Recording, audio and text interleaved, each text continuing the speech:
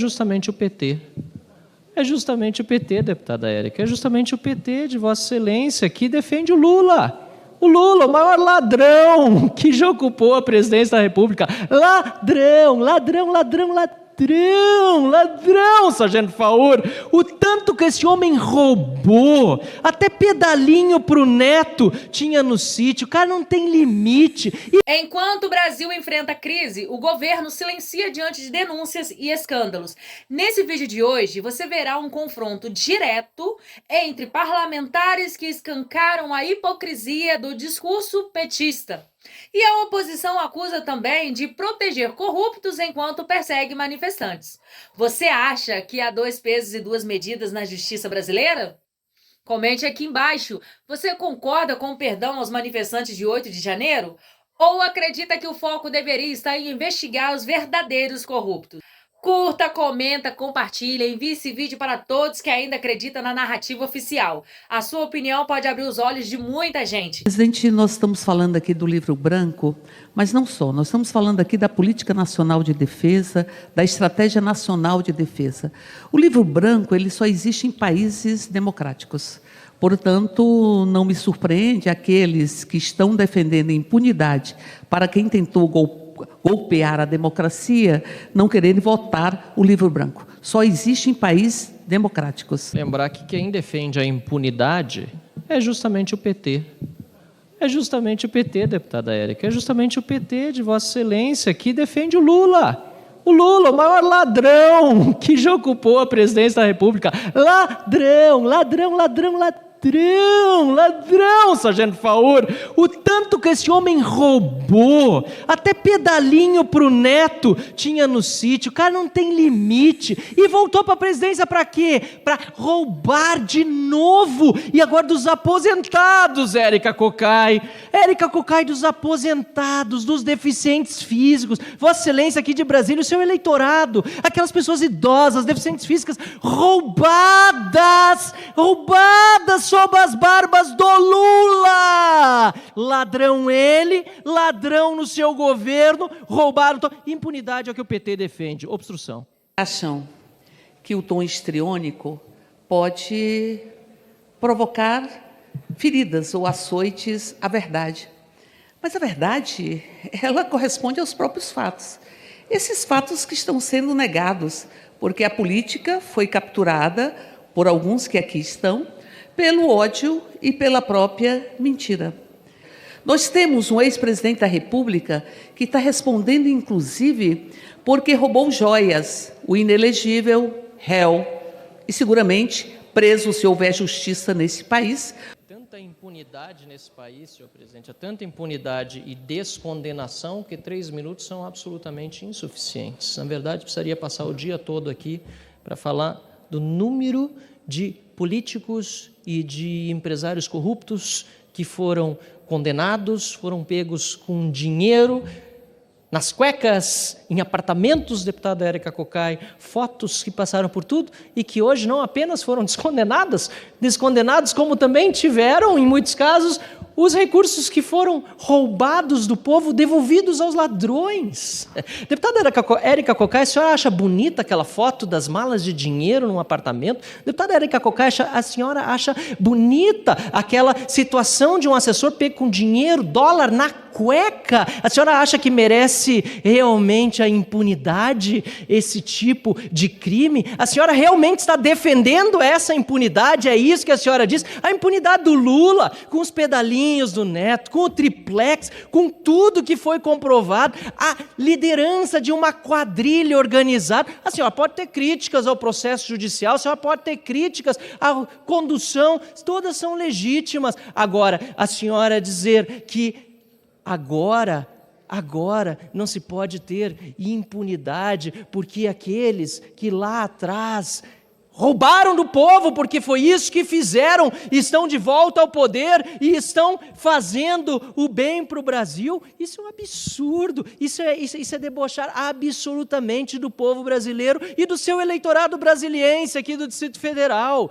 Isso é debochar do povo brasileiro, é rir da cara do cidadão que não consegue mais comprar café nem carne no mercado e foi prometida picanha e até cervejinha, mas está tudo mais caro, Érica Cocai. Aliás, além de estar mais caro, o aposentado ainda tem menos no seu contra-cheque, deputada Érica Cocai, porque foi roubado pelos sindicatos apoiados do governo Lula, que hoje são investigados, menos sabe quem? O sindicato do irmão do seu papai Lula. O sindicato do irmão do Lula não é investigado pela Polícia Federal do Lula, mas tungou o cidadão brasiliense aqui do Distrito Federal. Tungou o cidadão brasileiro, sim, porque lá também está comprovado que houve um aumento muito acima da proporção nos descontos dos beneficiários do INSS. E aqui, deputada Érica Cocai, estamos falando de mulheres, de idosos, de deficientes físicos. Vossa Excelência passa pano para essa roubalheira do governo Lula de aposentados, idosos, deficientes físicos e mulheres? Sim, a senhora passa pano para a corrupção no governo Lula. A senhora defende impunidade. A verdade é que o sistema tenta esconder de nós muita coisa. Deputados da oposição expõem o que a velha mídia tenta abafar: corrupção escancarada, silêncio de cúmplice e ataques contra aposentados e deficientes. Enquanto isso, a esquerda finge defender democracia, mas temos a verdade nas nossas mãos. Você acha que o governo atual deve explicações ao povo? Quem realmente defende a impunidade no Brasil? Comente aqui embaixo a sua opinião. Você acha que o Congresso vai resistir ou já está dominado? Marque alguém que precisa assistir a isso agora também aqui embaixo.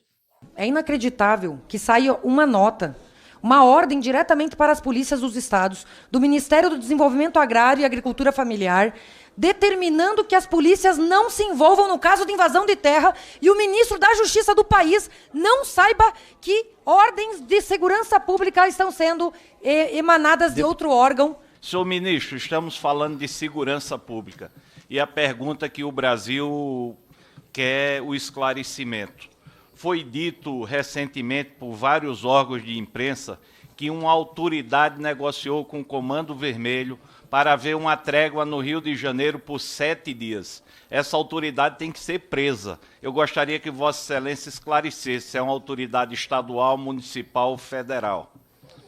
O que o governo precisa fazer para dar uma resposta da segurança pública no nosso país é investigar quem foi o representante do governo que manteve relações, mandando mensagens para um traficante do Comando Vermelho, Naldinho, condenado a 50 anos de prisão por tráfico, um dos líderes do Comando Vermelho, e pedindo que Naldinho pudesse falar com a cúpula do Comando Vermelho para ter uma trégua no Rio de Janeiro durante o G20. Cessem os roubos e cessem a guerra, por favor. E aí Naldinho ainda fala o seguinte: pessoal, vamos atender porque chegaram na moral e demonstraram respeito por nós. Nós temos que entender, ministro, quem é o representante do governo. Eu queria, inclusive, fazer essa pergunta para Vossa Excelência. Se vocês estão apurando, estão investigando quem é um representante do governo que está reconhecendo o poder paralelo como um parceiro, como um cúmplice de crime. Confesso que cada vez que um ministro do Lula vem até essa casa, parece que eu estou vivendo em outro país. Nada, infelizmente, que propuserem vai dar certo. E eu não digo isso que o problema não é de forma. O problema é de conteúdo. Eu preciso lembrar quem está no poder desse país. É um cara que recebeu um narcotraficante, narcoterrorista, de tapete vermelho, que é procurado pelo DEA dos Estados Unidos, com uma recompensa de 25 milhões de dólares. O nome desse senhor chama-se Nicolás Maduro. Quem está na presidência, ou partido que está na presidência, quando foi um grampo que conseguiu ver ali a conversa do Elias do PCC, falou que o PT tinha diálogo cabuloso com nós. O atual governo, que é o seu chefe, seu ministro, acabou de dar asilo à ex-primeira-dama do Peru, foi condenada por 15 anos de corrupção passiva e lavagem de dinheiro. O ex-ministro da Justiça, senhor Flávio Dino, ele entra na maré, num local que é completamente comandado pelo crime, como se estivesse descendo na Suíça, sendo que ele deveria ser o cara mais odiado pelo crime organizado. E hoje, nós temos na cadeira de ministro da Justiça, que, na época do STF, soltou Luiz Fabiano Ribeiro Brito, que era aí acusado de ser tesoureiro do PCC, que até pouco tempo estava em um evento com o Stedley, um evento do MST, que instituiu, inclusive, a audiência de custódia, que a partir dessa implementação, 566 mil pessoas foram soltas. Isso representa 40%. Então eu preciso lembrar que aos senhores, de que o problema da segurança do Brasil não é um problema, é um plano. É isso que está acontecendo. Porque a PEC da segurança não trata sobre segurança, horas. Cria uma polícia de governo, não uma polícia de Estado. Você centraliza o poder na União. E o senhor acabou de dizer aqui que o senhor é federalista por completo. Por que não fortalecer os entes federativos? Qual governador está a favor disso? Qual governador? E mais, ele centraliza isso na União, e se o Estado não cumprir o que a União quer, a União não envia dinheiro para o Estado. Ou seja, quer trazer para a União a segurança pública, mas vamos fazer um retrospecto? O que a União, o que ela comanda, o que ela tem de competência é de qualidade aqui no nosso país. Vamos lá. A gente tem a saúde que está em escândalos e recordes de dengue, que está faltando insulina nos postos. Você tem a educação, que nós ocupamos aí os últimos lugares na OCDE, e cortes bilionários, inclusive. Nós temos as estradas que mais matam pessoas do que, de fato, passa carro. Você tem a aposentadoria, e eu não vou tocar nesse assunto aqui, enfim, pode ser muito sensível, mas que suponhamos aí que tem, talvez, né, um rombo de 90 bilhões. Você tem as estatais dando roubos bilionários. Você tem um meio ambiente com recorde de queimadas na Amazônia, no Pantanal, que o Lula bateu o recorde, depois ele bateu o próprio recorde dele. Ou seja, eu não sou da segurança pública, nunca subi numa favela para poder trocar tiro, mas nasci lá. E defendo a segurança pública porque, para mim, amigo, você sair de casa sem saber que vai voltar para casa e ainda ter que aguentar justiça que é completamente contrário a você, porque policial hoje não pode mais matar, não. É um crime policial matar hoje. Tem processo administrativo, o cara se ferra. Igual os heróis de Varginha, lá em Minas Gerais, que abateram 26 bandidos criminosos e o que aconteceu? Sofrendo perseguição por parte da Polícia Federal. Ou seja, ser policial aqui nesse país, tenham sempre a minha voz aqui, porque eu sei de fato como é, né, você ser atacado por todos os lados. Mas vamos seguir aqui na PEC. A PEC de Segurança Pública, enviada pelo Ministério, não tem uma proposta de que realmente, se 1/3 disso aqui for cumprido, vai valer a pena, tá? Redução da maioridade penal. Hoje o menino pode matar, roubar, estuprar, cometer latrocínio, roubo seguido de morte. Ele pode votar, né?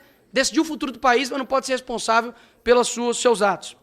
Não tem nenhum tipo de segurança jurídica para os policiais, como eu escrevi aqui, de que hoje o policial está com medo de trabalhar. Existe uma imagem de um policial, se eu não me engano, em Minas Gerais, onde um carro cheio de bandidos com fuzil, ele bate de encontro e quando ele olha, ele não atira com medo de dar alguma coisa para ele. Infelizmente, senhor relator, esse soldado da PM foi abatido. Não há nenhum tipo de sugestão na PEC a respeito do fim da audiência de custódia. Se os senhores tiverem aí uma curiosidade, vá até a internet, TikTok, que a Janja gosta, e coloca lá assim, audiência de custódia. Você vai ver bandidos sendo tratados melhor do que os idosos agora estão sendo roubados no INSS. Eu participei de diversas, senhor ministro, diversas audiências de custódia quando eu estava na PUC Minas. Era o mesmo papo, o senhor foi bem tratado, apertaram muito a sua algema, e aí ele é solto mais rápido do que o policial que tem que ficar lá lavrando o boletim de ocorrência. E não ganha adicional de salubridade, não ganha adicional de periculosidade e nem adicional noturno, nem nada. Só ganha um bom adicional de pancada na mídia e pancada também no judiciário. E ai dele, se ele cometer algum erro, né? Porque aí é um policial mal treinado. Enfim, não há nenhum tipo de sugestão sobre endurecimento de penas para criminosos. Hoje o bandido sai de casa com a certeza da impunabilidade. Ele não vai ser punido. Não importa. Se eu não me engano, é que cerca de somente 8% dos homicídios no nosso país são solucionados e vão até o fim. Hoje um criminoso, ele fica em paz, tranquilo, para poder se matar um policial, se matar um pai de família, não tem problema. O que o ministro Mendonça aqui disse é perfeito, eu já tenho repetido isso há muitos anos, senhor presidente, de que existe pena de morte no país? Sim, para vítima. Existe prisão perpétua aqui no nosso país? Sim, existe. Para quem tem que colocar a câmera, todo um aparato de segurança na sua casa, tem que andar de carro blindado, que em outros países é só o presidente, talvez o diretor da FBI usa, mas aqui no Brasil todo mundo usa, afinal de contas, né? As pessoas podem tomar um tiro, né? Por estar ali com um bem. E por fim, não tem nenhuma proposta sobre prender bandido de verdade. Vamos prender os bandidos de verdade. O verdadeiro combate ao crime organizado me parece que não está acontecendo. Inclusive, como foi dito aqui pelo deputado Nicolas, em vez de, por exemplo, o governo federal tratar criminoso de altíssima periculosidade como terrorista, PCC, Comando Vermelho, tantos traficantes, tantos criminosos de altíssima periculosidade, muitas vezes tendo benesses, enquanto pessoas de bem estão sendo tratadas muitas vezes como se criminosas fossem. Pessoas inocentes sendo injustiçadas. Então esse é o Brasil que nós estamos vendo, senhor ministro. Por que esta PEC, se realmente busca trazer realmente um combate, né, uma reforma da segurança pública, por que esta PEC ignora solenemente, por exemplo, o combate ao narcotráfico, às drogas, às facções criminosas, às milícias? Não é prioridade para esse governo? Quero dizer que nós não compactuamos com o crime de forma nenhuma, jamais alguém do setor federal, das Forças de Segurança Federal, pediu trégua ao crime organizado. Isso seria impensável. Na verdade, nós combatemos o crime organizado de forma intensa, diuturna, permanente. E por isso eu quero aqui reforçar a questão da ideologização, senhor ministro, que eu queria saber se Vossa Excelência tem conhecimento do ofício circular do Ministério do Desenvolvimento Agrário número 1, assinado por Cláudia Maria da Dico, que passa por cima, quero saber se o senhor conhece esse ofício, que passa por cima da sua autoridade como ministro da Justiça, pediu a assessoria que lhe entregasse, e da autoridade das secretarias de Estado de Segurança Pública e dos próprios governadores. Eu estou trazendo esse assunto aqui, senhor presidente, deputado Paulo Aze, que eu muito estimo, porque este caso aqui demonstra que não precisa PEC para esse governo passar por cima das polícias. Essa nota que foi encaminhada ao secretário de Segurança, pasme, ministro Mendonça Filho, orientava as polícias estaduais, sem passar pelo Ministério da Justiça, que não assinou a nota, nem o governador do estado, que não foi informado, orientava as polícias locais, inclusive do meu estado e de todos os demais estados da federação, a não prender quem invadisse terra durante Abril Vermelho. Quando a lei é clara que o esbulho possessório é crime e a prisão em flagrante é, sim, atitude que o policial deve tomar, se for, inclusive, acionado, e deve ser levado à delegacia para termo circunstanciado. Este governo, que Vossa Excelência representa como ministro da Justiça e Segurança Pública, fez, eu espero só de Vossa Excelência, essa é a principal pergunta. A resposta, se sabia ou não desse ofício.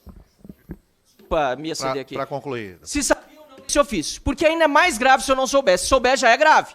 Porque passa por cima das forças de segurança pública estaduais. Mas se não sabia, mais grave ainda, porque este governo, seus ministérios, e me parece que Vossa Excelência está surpreso com o teor do documento na sua mão, não sei, é ainda mais grave se o senhor não souber, porque este governo já está fazendo aquilo que erradamente, equivocadamente, diria até criminosamente, propõe na PEC, e por isso não tem apoio de nenhuma entidade policial do Brasil, que normalmente, senhor presidente, concluo aqui, vem aqui mais para defender defesas corporativas, mas eu não tinha visto tanta mobilização para defender de fato a segurança pública como eu estou vendo as entidades associativas estão fazendo nesse momento por causa da ideologização excessiva desse governo que quer centralizar tudo nas suas mãos sem ter a competência para fazê-lo. O ofício circular, confesso a Vossa Excelência que não tinha conhecimento, mas lendo rapidamente o ofício que Vossa Excelência me transmitiu, eu entendi que esse ofício era mais um apelo às secretarias de segurança pública dos estados, no sentido de que evitasse uma repressão física e intensa desses movimentos sociais que apelassem para os mecanismos de mediação e conciliação que o governo federal tem e que o próprio judiciário tem. Porque o Brasil precisa de diálogo, precisa, na verdade, de discussão, precisa evitar a polarização, e eu entendi que esse ofício que Vossa Excelência me encaminhou, mas vamos então esclarecer oportunamente o que ocorreu efetivamente, foi mais no sentido de evitar uma carnificina, evitar uma repressão que pudesse extrapolar determinados limites. Ministro, por ter respondido, e me causou surpresa que o senhor não soubesse, como admitiu que não sabia, mas vai se informar sobre o ofício, mas infelizmente não me causou surpresa a posição do governo de preferir estar ao lado do invasor e não do invadido. Presidente, é inacreditável que saia uma nota, uma ordem diretamente para as polícias dos estados, do Ministério do Desenvolvimento Agrário e Agricultura Familiar, determinando que as polícias não se envolvam no caso de invasão de terra e o ministro da Justiça do país não saiba que ordens de segurança pública estão sendo emanadas de outro órgão, tolhendo a autonomia do Pacto Federativo dos Governadores em atuar para defender o direito à propriedade. Santa Catarina, tolerância zero com o invasor. MST não se cria. Governador tira em 24 horas. E é por essas e outras que nós nunca vamos aprovar uma PEC que centraliza poder na União, que não vê a realidade de cada estado. Fato e pesquisa realizada. Os estados de direita são os estados mais seguros do país, porque tem efetivo, porque tem valorização da polícia. E nós não podemos tirar esse poder dos governadores. Nós não podemos centralizar tudo em Brasília para dar uma resposta única. Essa PEC é inconstitucional, sim. Ela viola o Pacto Federativo, ela tira a autonomia dos governadores e ela cria realmente um grande marketing, mas que, na verdade, não vai solucionar. O que esperar de quando a lei não é cumprida e quando o próprio Supremo Tribunal Federal, de onde emanam as normas, a interpretação das normas, faz uma DPF das favelas onde manda não ter operação policial em época da pandemia, algo que perdura até hoje. Inclusive, o ministro votou a favor. Então, o que esperar de uma gestão como essa, que está do lado, infelizmente, não está do lado da polícia, não está do lado de quem realmente tenta combater o crime. Essa PEC não traz nada de novo efetivamente. Não aumenta policial, não aumenta orçamento, não traz um plano operacional, não resolve as crises das fronteiras, não valoriza os policiais. Ela centraliza, como sempre. A solução não vai vir de Brasília, a solução vai vir da autonomia dos governadores em resolver. E os estados onde o PT governa, ministro, com todo respeito, são os estados com os índices piores do Brasil em segurança pública. E, inclusive, a opinião pública está contra o governo Lula em termos de segurança pública. 42% da população não acredita na segurança pública promovida a partir desse governo. Agora, ministro, com todo respeito, o MST invadir terra e sair uma nota do Ministério Agrário, de uma diretoria, nem do ministro, e o senhor não saber ou permitir que uma ordem de segurança pública saia de outro ministério, isso é inadmissível. O senhor tem que tomar uma atitude. Tem que valorizar o seu ministério e não uma violação de competência do próprio governo. Curta, comenta, compartilhe e fortaleça essa rede de consciência política. O debate começa nos comentários. Então, não fique de fora. Conta tudo.